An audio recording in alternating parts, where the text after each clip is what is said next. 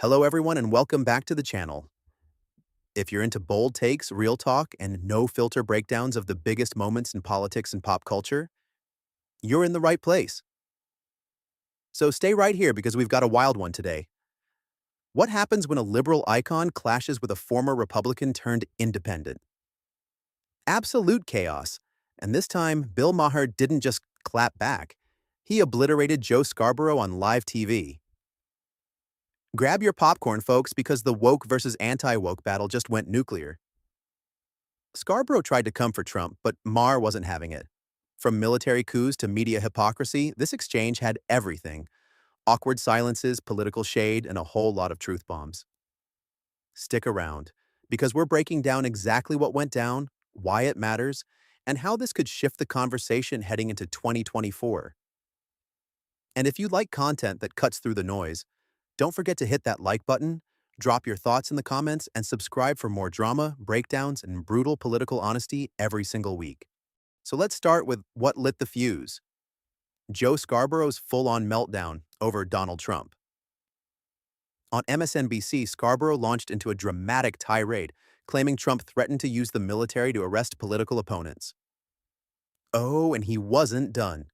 According to Joe, Trump also wants to execute the chairman of the Joint Chiefs, arrest Nancy Pelosi, and basically stage a Hollywood-level coup. Yes, that actually happened.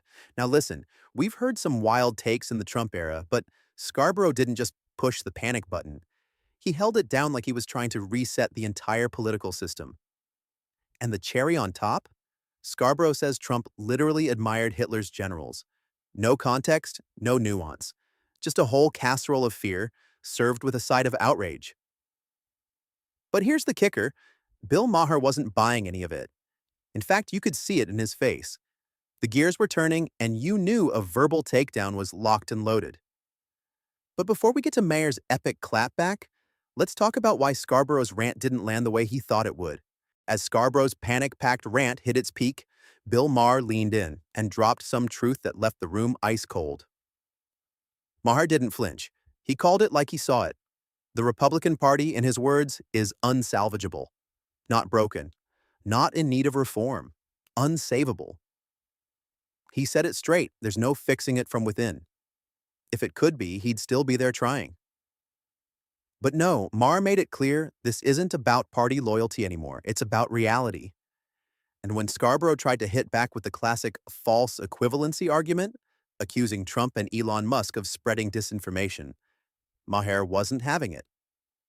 Bill pointed to the left's own record: COVID policies based on bad or stifled data, social media censorship that blocked true stories, and a media apparatus that's just as guilty of spinning narratives as the right. He wasn't defending Trump. He was demanding honesty across the board. And let's be honest, Scarborough didn't have much to say in return. He stuttered, deflected, and shifted in his seat like someone who realized they walked into a fight they weren't ready for.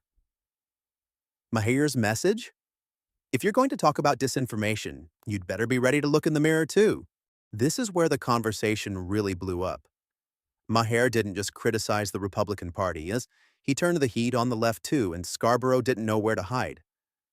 Maher made one thing crystal clear: he still considers himself a liberal, just not that kind of liberal. He's the old school type: free speech, common sense, live and let live. But the left? It's been hijacked by something else entirely.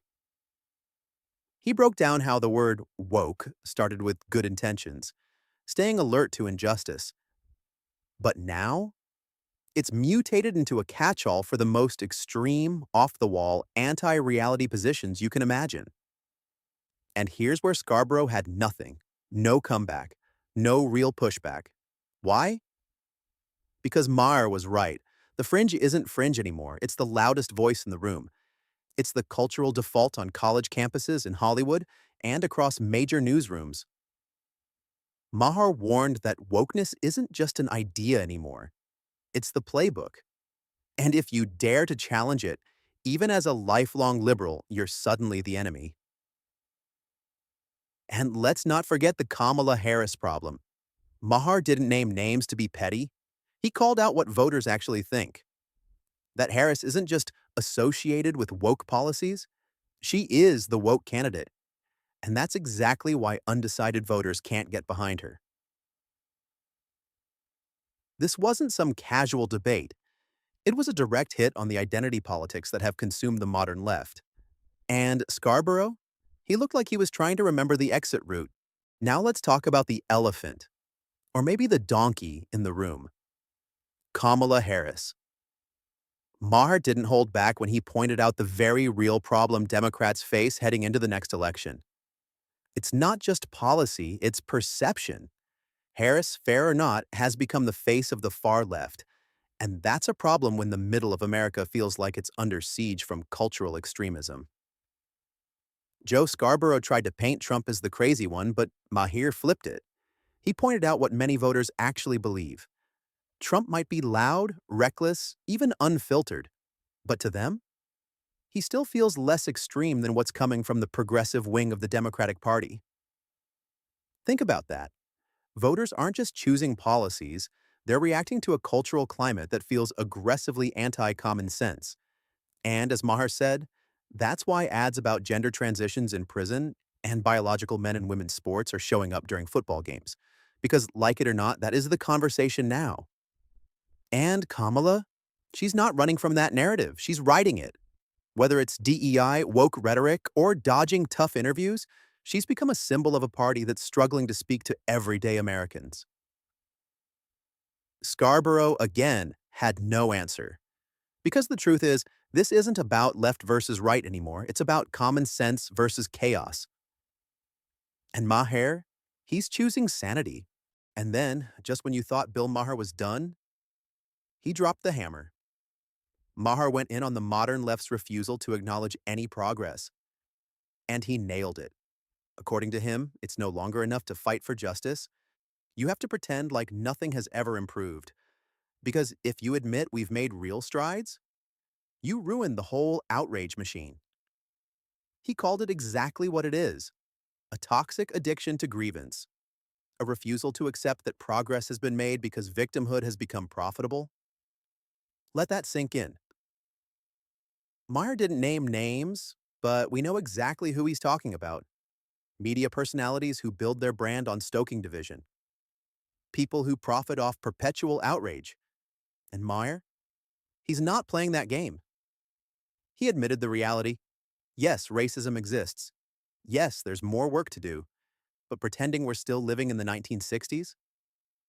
That's not just dishonest, it's dangerous. And Joe Scarborough, nowhere to be found. Because what do you even say when the liberal icon in the room just called out your entire side's playbook? This wasn't just a mic drop, it was a reality check.